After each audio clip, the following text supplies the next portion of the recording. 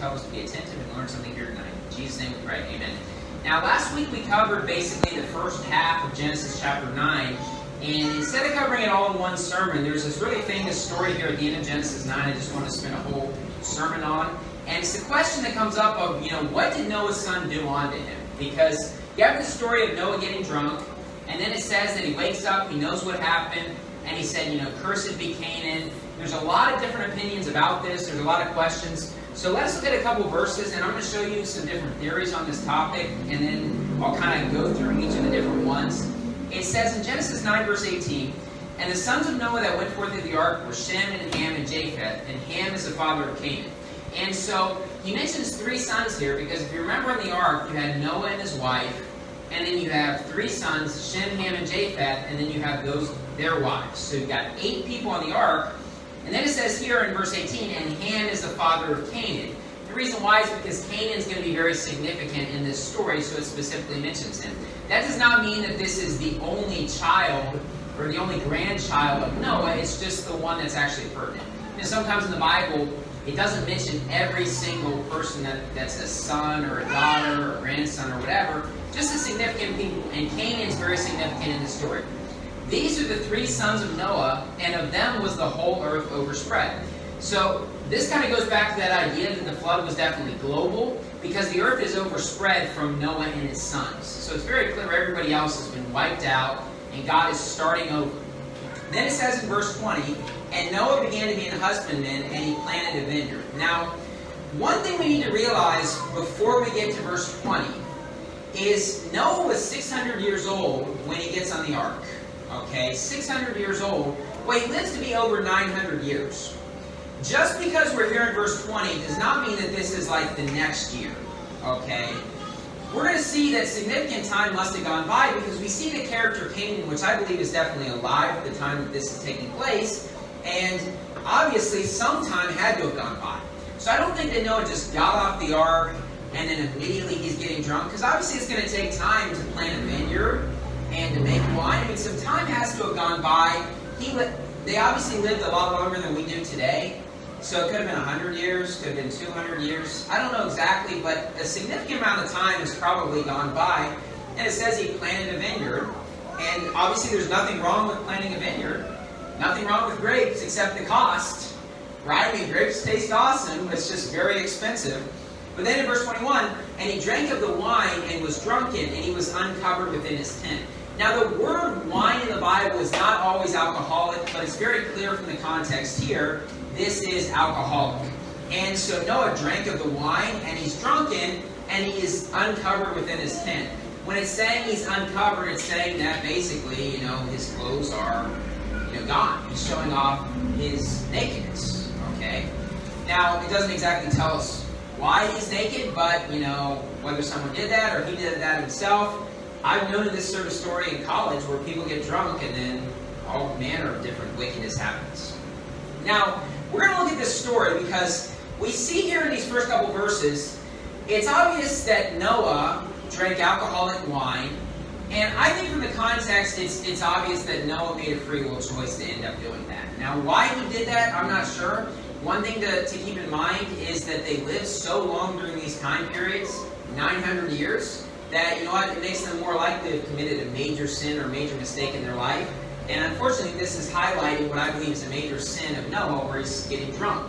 And obviously, one thing you can take away from this whole sermon, regardless of what your opinion of the story is, don't drink alcohol. Right? You do not know what's going to happen when you drink alcohol, and we see that in this story. Now, this story we're about to read, it's a very popular story. There's a lot of different opinions. And I'll be 100% honest right off the bat. I am not 100% for sure what happened. I am not 100% dogmatic. I'll give you all the major theories and what I would say might be holes in each of the theories and give you kind of my opinions. So this is going to be kind of a different sermon, because usually if I'm not sure about something in the Bible, I kind of just skip over it and just highlight the stuff that I am sure about. But it's such a famous story, I want to show you all the different opinions and all the verses and what the arguments would be. And this is one of those sermons where you're saved, you've got the Spirit of God inside of you, the same Spirit I have. You can read the Bible and come to your conclusion, and it could be something that people could have different opinions on, because godly people interpret especially stories that are not 100% clear. Sometimes people interpret them differently, and that's okay. So here are the 4 theories we're going to look at today, and in my opinion, 2 and maybe 3 are possible. So I don't think all of these are possible, but we're going to go through 4 theories, because what seems to be a confusing thing is Noah knows what his younger son did unto him, but then he curses Canaan. And you're like, well, wait a minute. If Shem, Ham, or Japheth did something to him, why is he cursing Canaan? And it's something people have had trouble reconciling. And so one of the theories, and this is the one that I do not think at all is possible, but I'll tell you how they try to reconcile this, is they say, well, Noah got drunk, and Ham, the son of Noah, did not molest Noah, but he molested Noah's wife, or his mom, Ham's mom, and then she got pregnant and the child was Canaan. And so that's how they try to reconcile, well, Ham did this action, he knew what his younger son did unto him, and the result of that is Canaan ends up being born, and so they say, well, that's why the curse is upon Canaan. As I said, we'll look at the verses and their argument. I don't agree with that. I'm just kind of giving you the theories right up front. Another one is that Noah got drunk and Ham molested Noah. Another one is that Noah got drunk and Canaan molested Noah, not Ham. Another one is that there was no rape or molestation, but kind of something, something bad happened, but the Bible's not really clear about it, but Noah wasn't actually molested. Okay? So we're going to go through these theories, but before we get into that, I want to go to Habakkuk chapter 2. Habakkuk 2. Habakkuk 2. Because as I said, I'm not 100% for sure what happened, and I'm not 100% dogmatic when molestation did take place, but I don't want to ever be accused of going light on the homos. So let me just be very clear that it is definitely true, according to the Bible, that homos will sometimes get people drunk to take advantage of them. And so that is definitely possible. I'm not for sure that that's what's taking place in Genesis 9, but I want to show you that is definitely a possibility here. Habakkuk 2 verse 15. Habakkuk 2 verse 15 in your Minor Prophets. And it says in Habakkuk 2 verse 15, woe unto him. Now, the Bible uses the pronoun him. It's referring to a man, obviously. Woe unto him that giveth his neighbor drink. So this is a guy giving another guy a drink. You say, oh, that's cool, he bought him a Coca-Cola, right? No. That's not what took place. It's referring to alcohol. That puttest thy bottle to him. So woe unto him that giveth his neighbor drink, that puttest thy bottle to him, and makest him drunken also. So here's a guy who's getting another guy drunk. Well, what would be the purpose of that? Now, I will say this, that in college, people think this is a cool thing where people just get drunk, and it's considered a cool thing to get other people drunk. But one major danger about that is sometimes you're going to have people like this that would get someone drunk. You say, why? That thou mayest look on their nakedness. Now, this is a euphemism in the Bible where it says, look on their nakedness, to refer not just seeing with your eyes, but actually doing something. And the Bible's saying, there's a guy that would get another guy drunk. You say, what's the purpose? To look on their nakedness. Okay? Now, I want you to notice, though, pronouns are important. It does not say that thou mayest look on his nakedness, does it? It says that thou mayest look on their nakedness. You notice how it went from masculine, masculine, masculine, masculine to gender neutral? You say, why exactly is that? Well, one way to understand this is if, and I've obviously done studying on psychopaths and serial killers and stuff like that. What you'll often see is when a serial killer will go into a home, they'll basically tie up the husband and they can do anything to the entire family. And so I think what the Bible's showing you is sometimes there would be a bad person that would get people drunk. He might choose to take advantage of the husband he got drunk. But if the husband's basically incapacitated or tied up or drunk, he can do whatever to the wife, he can do whatever to the kids. But as the Bible says, you first bind the strong man if you come into a house. Because the husband's going to be able to defend the family. And so sometimes these kinds of... Because one thing we understand is this, that when it comes to homos, they're not really homos because they're bisexual. That's what the Bible teaches. And what the Bible says is there would be people that would get a guy drunk to look on their nakedness. And one thing the Bible references is that when you're married, it refers to your wife as your nakedness also. Okay? So, the Bible's showing you that there would be guys that are reprobates that would get somebody drunk so they can take advantage of other people. Now, unfortunately, I've heard of stories of this in college of this sort of thing happening, where a guy gets another guy drunk at a party. I think I've said in a sermon before, I have a friend who has a friend, and you know what? He had a friend who got drunk at a party, and then all of a sudden there was this guy who went to the party, and he said, "Oh man, I've drank too much alcohol, can I just sleep on the couch tonight?" And apparently this is something this guy did all the time. And then that guy who said he was too drunk to drive home, then tried to rape the guy of that house that was there. But unfortunately for him, that guy was not too drunk to not be able to defend himself, and he beat that homo to the point of almost death. So some stories have a happy ending, even if they have a bad start, right? But that's exactly what this is talking about. This takes place in real life. And you hear stories about various things that happen, and then sometimes homos are taking advantage of women as well, and people are getting drunk and stuff like that. This sort of thing actually takes place, but it says that there would be a reprobate that would get people drunk to end up taking advantage of the entire household. Perhaps the guy, perhaps the wife, perhaps the kids. Obviously they don't have any morals, so it doesn't matter to them. So look, the bottom line is this: it is definitely true that reprobates will use alcohol or drugs or something like that as a means to take advantage of other people. I mean, there's these cases with, celebrities, and this sort of stuff happens all the time. Go to Leviticus 20. Let me just show you real quickly, Leviticus chapter 20, that the Bible does teach that if you're married, that your wife is considered, part of your nakedness. It's a terminology the Bible gives.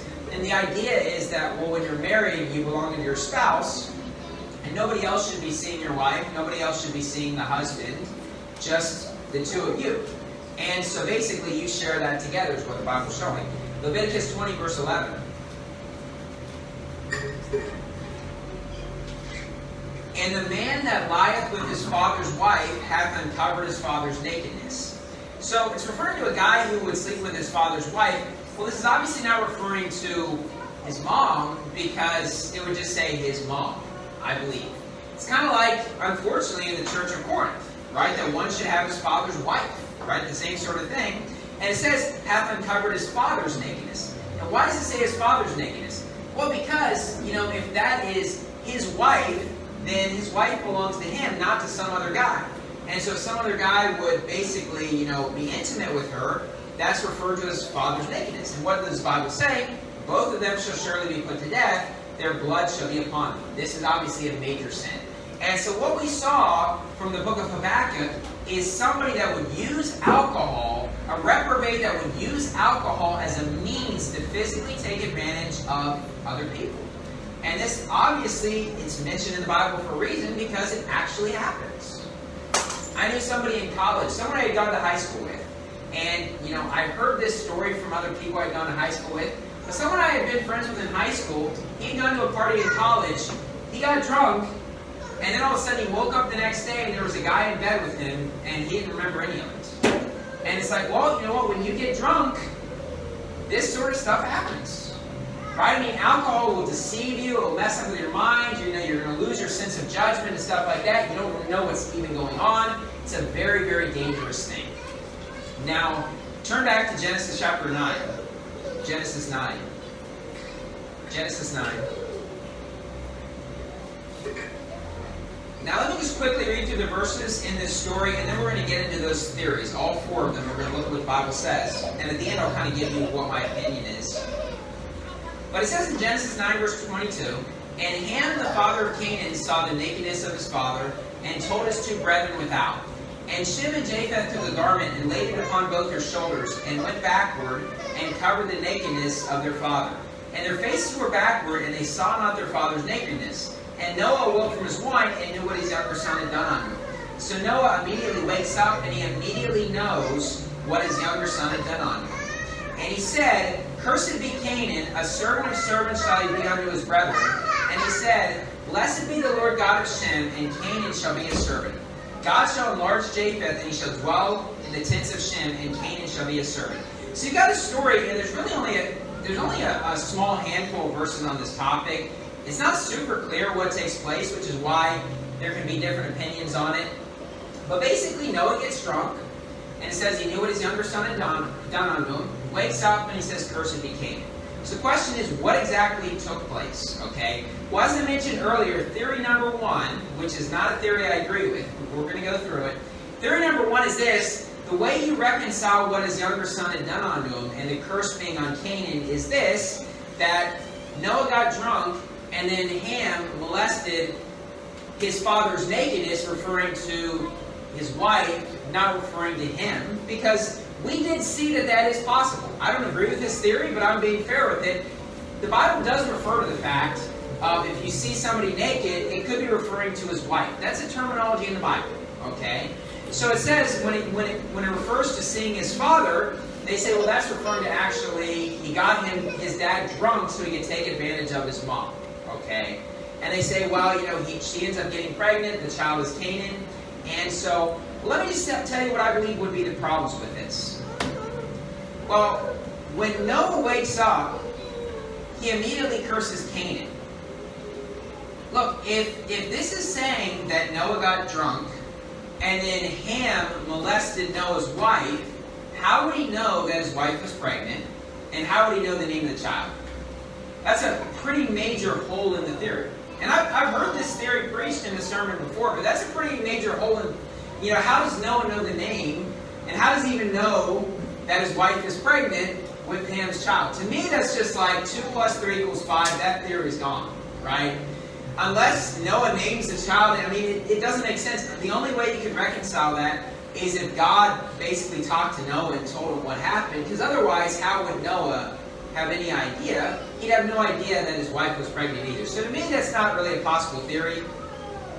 And, when it talks about Noah being uncovered, all indications are that Noah is the one that is naked. There's no real indication that it's his wife. I understand the Bible does use a terminology where it can refer to the wife, but here it talks about Noah being uncovered. It seems pretty clear it's just referring to Noah. Nothing to do with his wife. There's nothing in the story about his wife. So to me, that one's a little bit far-fetched. Another theory is this, that Noah gets drunk and Ham molests Noah. Ham molests Noah. That's a common theory. Genesis 9, verse 22. And it says, "And Ham, the father of Canaan, saw the nakedness of his father." And so people oftentimes look at this phrase, "saw the nakedness of his father," and they say, well, see, Ham did something to his father. He saw the nakedness of his father, which is oftentimes a euphemism to actually physically molest. And then it says, "and told his 2 brethren without." Now let me say this, though, because saw or look can be a euphemism for more things taking place, but it can also just refer to actually seeing. It can also just mean that you saw with your eyes. It doesn't actually mean that anything physically happened. And here's the thing. I don't think this phrase, "saw the nakedness of his father," is referring to molestation. You say, why? Because of this. It says he told his 2 brethren without. If that's referring to him molesting Noah, then he told his brothers, "I just molested Dad." Now, when it says without, it's referring to kind of privately. Kind of like the Bible says, without the city, kind of away from people. So basically, he talks to Shem and Japheth. If this is saying that, he molested his dad, then he's like, guess what I just did to Dad, right? To me, that doesn't make any sense. Now, I'm not saying that it is impossible for him to be molested. I'm just saying that phrase in and of itself, I'll show you here, not just from that, but in the next verse, it's referring to he saw his father naked, okay? Because otherwise, he told his brethren, this is what I did to Dad, which that is very far-fetched, I think. But then notice what it says here in the next verse. "And Shem and Japheth took a garment and laid it upon both their shoulders and went backward and covered the nakedness of their father. And their faces were backward, and they saw not their father's nakedness." See, another problem I have with saying "saw the nakedness of his father" is referring to an actual molestation is because the Bible is simple to understand. And if in verse 22 it's saying Ham saw the nakedness of his father, and the next verse, his brothers, their faces were backward because they're embarrassed, right? They don't want to see their dad naked, obviously. Their faces were backward and they saw not their father's nakedness. It's obvious it's saying that Shem and Japheth did not see with their eyes. Well, to me, it would be very strange for that word and phrase to completely change meanings in back-to-back verses. It can be a euphemism for more taking place, but in verses 22 and 23, to me it's like, well, he would have had to tell his brethren without, this is what I did to Dad, and then in the next verse, it completely would change meaning. That would make this story very, very confusing. I don't believe God's trying to confuse us.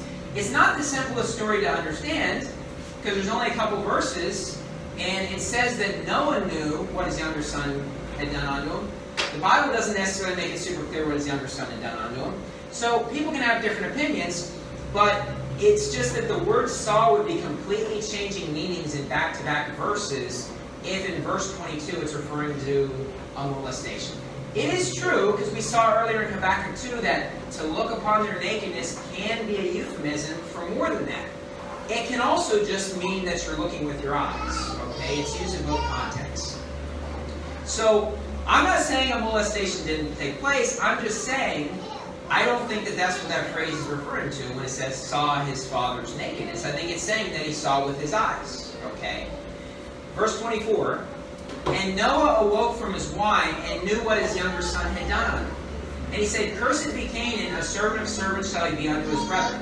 Now this is the part that people had a lot of trouble reconciling, because it says he knew what his younger son had done unto him. And people are like, he knew what Ham had done unto him, and then he curses Canaan. And it's like, why would the curse come upon Canaan? Well, in my opinion, the younger son is referring to Canaan, not to Ham. And I think it perfectly reconciles that way. You say, why would it be referring to Canaan? Because we would refer to this. If my son Zeph has a child one day, that child will be my grandson. But in the Bible, it refers to your lineage as your sons and your daughters, even if it's your grandson or your great-grandson throughout the Bible. So, just because it says younger son does not mean it's Shem, Ham, or Japheth. And I would actually say it would be the youngest son that he had, and Canaan's alive at that time. So, I would say it's referring to Canaan, and then it makes perfect sense why he curses Canaan. Because, he knew what his younger son had done unto him. Cursed be Canaan. Doesn't it make sense it's referring to Canaan? Because younger son is not necessarily referring to just how son or daughter we use it in today's world.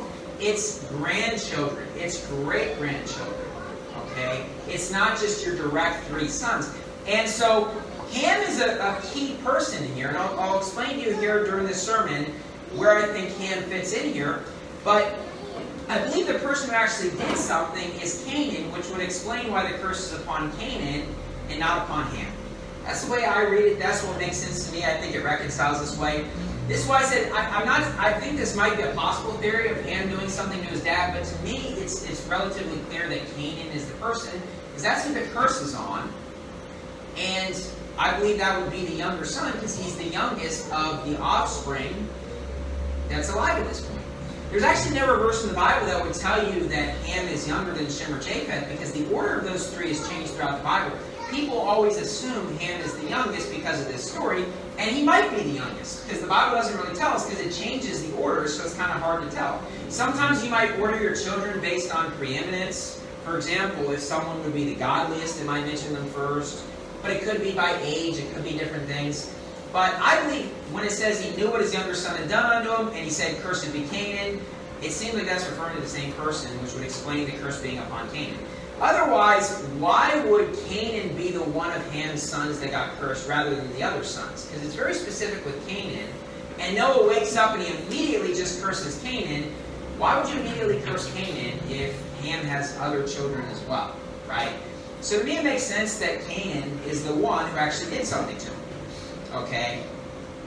Now, look at Genesis 9, verse 24. Actually, hold on one second. So keep in mind that when they got off the ark, there was 8 people, right? There was Noah and his wife, 3 sons and their wives. Well, Canaan's alive at this time. We're seeing this here in verses 24 and 25. It says, Cursed be Canaan. Obviously, a lot of time has gone by, as I mentioned earlier, during these 350 years. Now, there's also a question about Ham. If Ham, because 90% of the time people think Ham is the one that did something. If Ham is not the one who did something, the question is, well, what about Ham? How does he fit into the story? We'll go back to Genesis 9, verse 1. Genesis 9, verse 1. Genesis 9, verse 1. And God blessed Noah and his sons. So in Genesis 9, verse 1, it says God blessed Noah and his sons. Not just Noah, but all of his sons. Okay, and this is right off the ark that we're looking at. So that's Shem and Ham and Japheth we're looking at. Now the Bible does say God caused it to rain upon the just and the unjust. So God can bless an unsaved person. I would have trouble believing, though, that he would be blessing a reprobate, though. Okay, I'm not saying it's not possible, and obviously it's possible for later on for someone to become a reprobate if they're unsaved. But I'm not really sure about him. It doesn't really say a whole lot about him as a character. He obviously was a terrible father. What he actually believed, honestly, I'm not really sure. I don't think the Bible's real clear about that. He obviously was terrible as a father because you see what happened with Canaan, and his whole lineage is messed up. Whether Ham himself was a bad apple or not, I'm not really sure. But I did look up blessed many times in the Bible, and generally when God is blessing someone, it's someone who's saved. He can bless an unsaved person. So I'm not really dogmatic on Ham personally, where Ham is today. Right? I'm dogmatic on Canaan. With Ham, I'm not really sure. I do think it would be odd to say God blessed Ham, and then Ham's like this vice-punky person. Right? But anyways, so those are the first two theories. Theory one is that Ham molested his mom. Okay, I think that one I think is out there. And look, if you believe that one, that's fine. I'm not against you if that's your theory. I mean, because I'm not 100% dogmatic. I think that one's the most out there. Now, the common one is that Ham molested his father. Many people believe that. It's probably the most common one. Another one would be that Canaan molested his father. And as I said, I believe Canaan's the one who did something. So this is one that I do believe is possible. But notice what it says, going back to Genesis 9, verse 24. Genesis 9, verse 24. And Noah awoke from his wine and knew what his younger son had done on him. So as I said, I believe this is referring to Canaan, as we're going to see in the next verse. Well, you might ask the question, then why is it mentioning Ham before this? Well, when I'm picturing this story, Noah is uncovered within his tent, wearing no clothes. And then Ham is apparently walking by or whatever, and he sees his dad's naked. His dad is naked. Then he goes and he tells his brother. Now, what Ham should have done, if he comes to the scene and his dad is naked, is he should have covered him up and covered the transgression. Not embarrass him, right? But Ham basically shows up to the scene, and whether or not he already knew this was happening ahead of time, I'm not really sure, but he just kind of shows up to the scene and just tells his brothers, hey, you know what, Dad's naked. Now the question would be like, why wouldn't Ham just be very clear with what's taking place? Well, I personally believe he's probably covering for his son, Canaan. I don't know if he knows exactly for sure what took place, but it seems to me that Ham comes on the scene and he's smart enough to realize that Cain was involved. Maybe Cain was drinking with Noah earlier. I'm not really sure. And he basically comes to the scene and he basically tries to make his dad look bad by telling his brothers rather than just, covering his dad up and everything or whatever so nobody's aware of it. But it seems to me it's just like a father covering for his son. That seems to be what's taking place to me. Where basically Ham is in the scene because it says Ham saw the nakedness of his father. It seems like he's just kind of walking around, sees his dad naked, tells his brothers, and you know what? They cover their faces because they don't want to see it, and then, they basically cover them up with a blanket or whatever. It doesn't necessarily say 100%. And so that is another theory. Now another theory would be this, that there is no molestation or rape that's occurring, but just the Bible's not real clear on it. As I said, the last theory I do think is possible.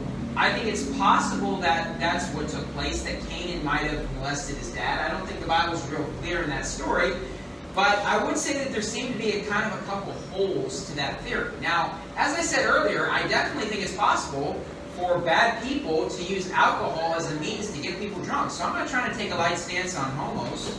I'm just not 100% clear on this story. I would say this, though. If you're trying to convince somebody of the homos, the best stories to show are two very clear stories of Genesis 19 and Judges 19. Whether this is about homos or not, the most clear stories are Genesis 19 and Judges 19. Those are crystal clear stories. In fact, turn to Genesis 19. Genesis 19. Genesis 19.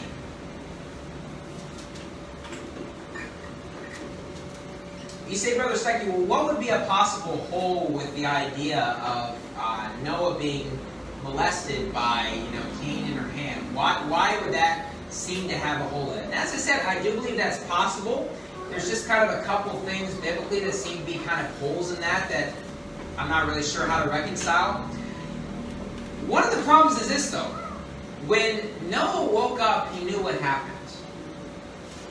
When Noah woke up, he knew what happened. You say, why would that be a hole in the theory? Well, we're just cross-referencing, and here in Genesis 19, verse 32, Genesis 19, verse 32, this is the story of Lot.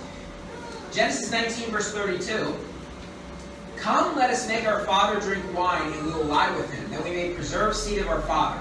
And they made their father drink wine that night, and the firstborn went in and lay with her father, and he perceived not when she lay down, nor when she arose." He has no idea what's taking place, right? She gets him drunk to the point where he would have no idea what's going on. He literally has no idea what's taking place. Then it says in verse 34, "And it came to pass on the morrow that the firstborn said unto the younger, Behold, I lay yesternight with my father. Let us make him drink wine this night also, and go thou in and lie with him, that we may preserve seed of our father. And they made their father drink wine that night also, and the younger arose and lay with him, and he perceived not when she lay down or when she arose." So once again, when he gets drunk, he doesn't know what has taken place. And here's the thing, that's pretty common when people drink alcohol. They wake up and they have no idea what's taking place. This is usually what takes place. People have no idea what takes place. There's so many stories of women being pregnant, they had no idea they even slept with anyone. And they have no idea, well, who could the father be? Because they got drunk at a party? They have literally no idea. This takes place all the time in the world when people drink alcohol. They get drunk and they have no idea what's taking place. I got saved in college, and I mentioned a couple stories. There are stories you always hear in college of these things taking place where people have no idea what takes place. Stories I know of people waking up in the same bed, they don't even know what happened. They're like, who is this guy? They have no idea. Right? This happens all the time where women are like, and this is something men will also do to women. They'll get women drunk so they can take advantage of them. They'll give women drugs. Right? I mean, there's a famous case in the U.S., Bill Cosby. Who knows Bill Cosby? Not famous here. He's like the most famous comedian in the U.S., and he had drugged like 50 women and everything. He's had that big trial. He was arrested. He had done this to like 50 women, just giving them a drug and then taking advantage of them. And it's something that men often do to women. The Bible says men would do that to men. Obviously it could be the opposite. Women can do that to women, or women can do that to men. This sort of stuff takes place. But what I'm saying is this, that when we cross-reference here in Genesis 19 of a similar sort of thing, Lot has no idea what's happening. He wakes up, and then all of a sudden it says in verse 36, "Thus were both the daughters of Lot with child by their father." Well, that had to be a bad day for Lot. Months down the road when he found out, that he was the father of his daughter's children, he had no idea. He had no idea that had taken place. Now, go to Genesis 19. Actually, go to Proverbs 23. Proverbs 23. Proverbs chapter 23. Let me show you a verse. And you know what? This is a good passage, so we're just going to read the whole passage, because we're already preaching against alcohol. Anyway. And it says in Proverbs 23, verse 29, Proverbs 23, verse 29, it's probably the best passage against alcohol in the Bible. Proverbs 23, verse 29. "Who hath woe? Who hath sorrow? Who hath contentions? Who hath babbling? Who hath wounds without cause? Who hath redness of eyes?" Refers to someone who would be miserable, depressed. Contentions are fighting.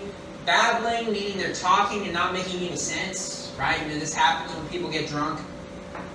Wounds without cause. People get drunk and they get in fights. Right? People get drunk, they wake up, they've got bruises on their face and everything like that. Who hath redness of eyes? I mean, when people drink or do drugs, you look at their eyes and they're bloodshot red. That's often a good sign that maybe they're doing drugs or alcohol. It's not a guarantee, but it's often the case. And it says, "They that tarry long at the wine, they that go to seek mixed wine. Look not thou upon the wine when it is red, when it giveth this color in the cup, when it moveth itself aright. At the last it biteth like a serpent, and stingeth like an adder." And so it says about alcohol, it bites like a serpent. It's basically like this poisonous creature, and stingeth like an adder. Thine eyes shall behold strange women. Basically saying that, people would commit adultery, when they get drunk. I've heard stories of people that just commit adultery when they get drunk, and they've never done that before, to ruin their marriage. This takes place with alcohol. And it says, thine eyes shall behold strange women, and thine heart shall utter perverse things. Well, obviously the Bible says out of the abundance of the heart the mouth speaketh. And so, people, when they get drunk, they say things that they obviously believe on the inside, but they don't want people to know about it, right? People get drunk, and then they say these things, and they destroy their lives, and they don't even remember doing it. They have no idea what they said when they were drunk. They wake up, and then it turns out they said the most vicious and evil things while they were drunk. And it says, yea, thou shalt be as he that lieth down in the midst of the sea, or as he that lieth upon the top of a mast. They have stricken me, shalt thou say, and I was not sick. They have beaten me, and I felt it not. When shall I awake? I will seek it yet again. And, the indication here, they have beaten me, and I felt it not. And when it talks about people waking up, and it says contentions, wounds without cause, this is very common with alcohol. People drink alcohol, and they wake up, and it's like, man, how did I get this black eye? They have no idea they've been in a fight. This happens all the time with alcohol. People get drunk, they get in fights, and they don't remember it taking place. But they were fighting. Right? I've seen people drunk fighting before at college, and it's like people that really get messed up, and the reality is many of those people probably woke up, and it's just like, oh man, why do I have all this blood on me? Like, what happened? And people don't even know. This has happened in murder trials where someone got drunk, and they don't even know how to defend themselves because someone got shot or a knife got pulled out, and they don't even know what took place. People lose all sense of judgment when they're drunk, and it says, I felt it not, indicating they don't even feel the pain, which is obviously a bad thing. If you have pain, you need to know it to protect your body, right? That's a natural thing given by God. But the idea is that they wake up, and they're just like, what happened? They were able to fight, but they wake up and don't remember what happened. What am I saying? Well, it's the opposite if Noah got molested, because he didn't defend himself, but he knew exactly what happened. It's not really what you see with Proverbs 23 about alcohol. It's the opposite. When people are really drunk, they're still able to fight, but when they wake up, they don't remember what happens. It's not that you can't fight, and then you wake up and you know exactly what happened. That's not what takes place with alcohol. What takes place with alcohol is you wake up and you're like, man, what happened last night? Was I dreaming? And then, basically other people will say, oh, this is what took place. I had a friend of mine in college, and this is why he quit drinking alcohol.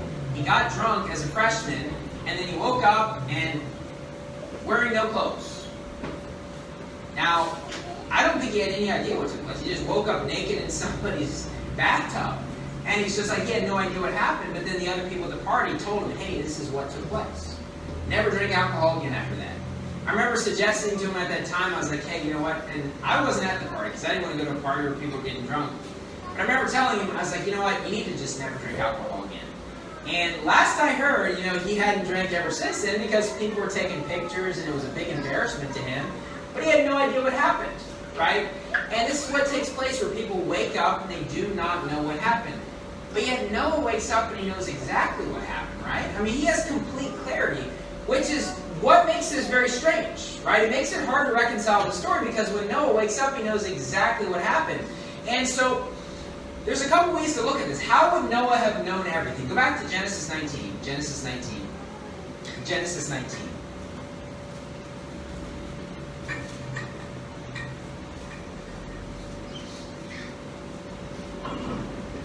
It's possible that when Noah woke up and he was not wearing clothes, he didn't remember what took place, but he realized this is what must have taken place. Like, he basically didn't realize, because he was obviously not able to fight or defend himself, but he woke up and he knew this is what must have taken place, because he probably knew Canaan was a bad guy, or he didn't trust him, or whatever. When he woke up without clothes on, he's thinking, well, this must be what happened.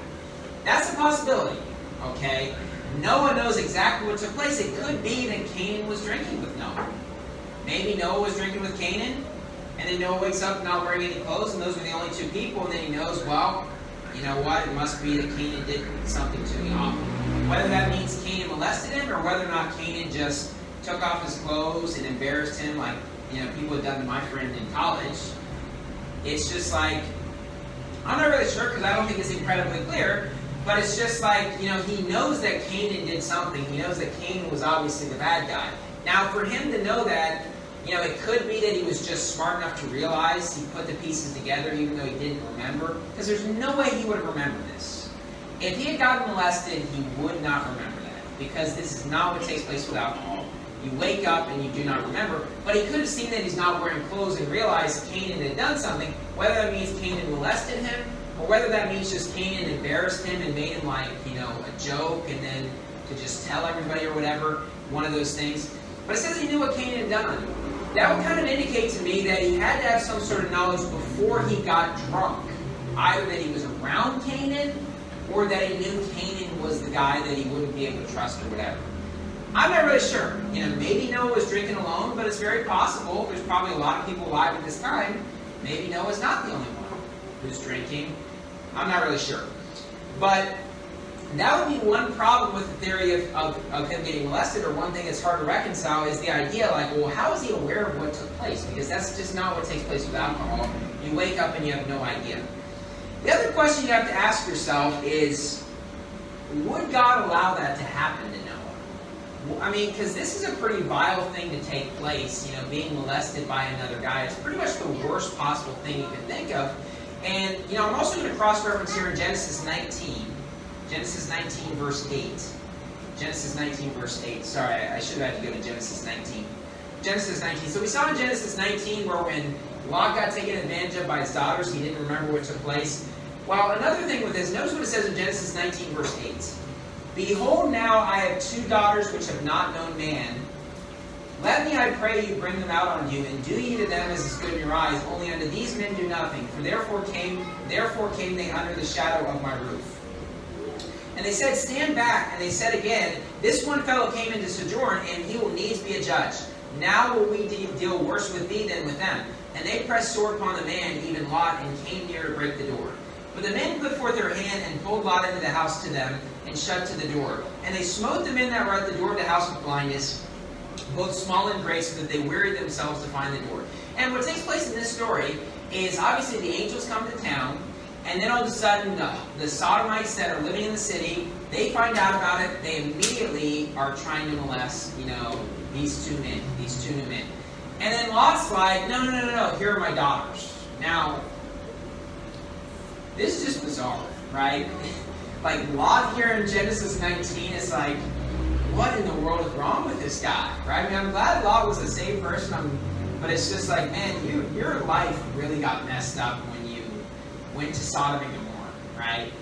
And so, Lot basically offers his daughters, and what they say to him in verse 9 is, now will we deal worse with thee than with them. Now, what they were planning to do to the 2 angels is rape them, right? That would be the indication. Force these 2 men, because they think they're 2 men. They're going to force these 2 men, and then they say they're going to do worse to Lot, which would indicate they'll probably do the same and maybe kill him. I'm not really sure. But my point is this, Lot kind of deserved to have anything happen to him, because he offered his daughters, and then they're going to basically harm Lot, and God still protects Lot, even though Lot was a pretty rotten scoundrel, right? I mean, he was a saved person, but it's not like Lot was a godly person. And what he did was 1,000,000 times worse than Noah, and God still protected Lot from that situation. Now, I'm not going to say that it is impossible for a saved person to end up being, defiled or whatever, because we do have the story of Amnon. The Amnon had a friend story with Jonadab, with Tamar. I believe Tamar was saved, and he basically forces his half-sister Tamar. So I'm not saying it's impossible for that to take place to someone. I will say kind of another level than that taking place, though, is a guy doing that to another guy, or a girl to another girl. It's far more vile than what Amnon did, even though obviously both are very wicked. But it's just that, God protects Lot. I don't know, I just tend to believe if God would protect Lot, who deserved it, then God would be more long-suffering with Noah being in that situation. Obviously, it's a sin to get drunk, and you know what? It's definitely possible for anything to happen to you when you get drunk. People get drunk, they get killed, they get, harmed, physically assaulted, or sexually assaulted by other people, that definitely takes place. I just kind of tend to believe that God would be merciful to Noah, seeing that he was a godly person, even though he obviously committed a terrible sin, by getting drunk. How often Noah got drunk, I don't really know. I don't know if this is like a one-time thing or whatever. But just kind of the holes I would say to say Noah getting molested would be the fact that he knows exactly what took place, and I just kind of tend to believe God would be more long-suffering. But here's the thing. I do think it's possible. The story's not real clear, and it would seem like something very terrible happened, right? I mean, obviously, when he says, "Cursed be Canaan," it's something pretty extreme, so it is possible that that did take place. I'm not saying it's impossible. And look, most people I know do think that Noah got molested. I'm not against them for believing that because it's possible. I'm not really sure. I just don't think it's 2 + 3 = 5. I've never thought this story was super clear. I just feel like the Bible intentionally left out a lot of details. Some things maybe we're not meant to know. But Genesis 19 and Judges 19 are very clear. Habakkuk 2:15 that we looked at is very clear. Proverbs 23 is very clear about the dangers of alcohol. So definitely you can take away whatever your opinion is in this sermon in any way that, yeah, alcohol is dangerous. It's a poison. It will destroy you. Who knows what can happen to you? And obviously we know what the homos and the reprobates are like and what they would do. Go to Genesis 9. We'll close up. I'm just not 100% for sure in this story what exactly took place to Noah.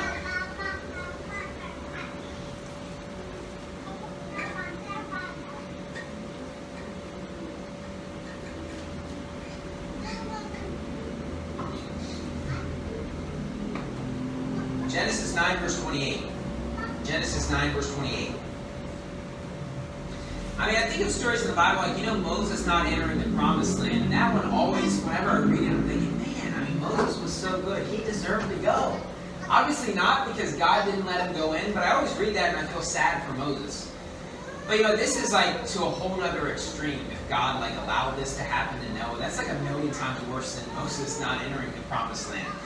But, I'm not sure. I'm not saying it's impossible. I'm not saying a believer will always be protected no matter what. Because obviously I preach that, if you're right with God, you're under the mercy and protection of God. If you're not right with God, you don't know what's going to happen. Right? And if Noah's getting drunk, you don't know what's going to take place. I mean, maybe God was merciful to Lot, Maybe Lot was just lucky because he knew Abraham, and maybe God would just, Abraham loved God so much that God was answering the prayer request of Abraham. That's why Lot was spared. I'm not really sure. But obviously, if you're not right with God, you don't know. Right? It's not that God would cause this to take place, but he might allow terrible things to happen in your life. Right? Notice what it says in Genesis 9, verse 28. We'll close up here. And Noah lived after the flood 350 years, and all the days of Noah were 950 years, and he died. So, we have Noah here. And so he got off the ark, he's basically 600 years old. We got 350 years left of his life. When this event took place, it's pretty much impossible to tell. There's really no indication of when it took place, whether it was toward the end of his life. I mean, it doesn't even mention about, Noah's wife and stuff like that. We really don't have any idea whether his wife was still around or how many years have gone by.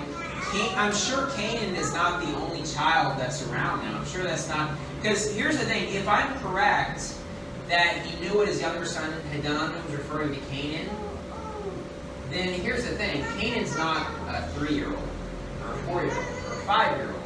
He's at least a teenager at the very least, right? And probably 18 plus, 20, 22.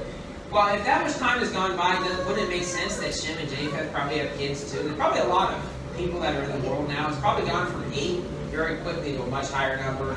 We're not really sure.